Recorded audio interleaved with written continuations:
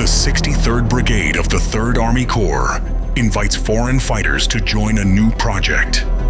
We already have positive experience cooperating with soldiers from the United States, Poland, Norway, Switzerland, Canada, and other countries of the free world that value democracy and freedom.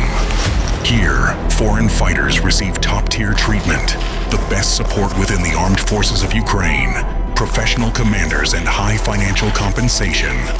They will be able to choose their military specialty, obtain officer ranks, and take on leadership positions.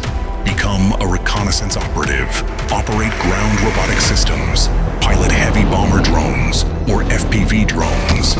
The choice is yours.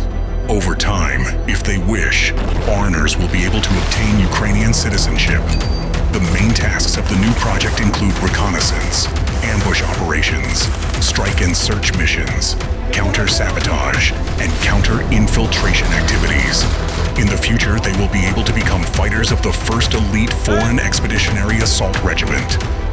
Foreign fighters in the 63rd Brigade are the unseen side of the free world. Don't just watch history unfold. Shape it with us.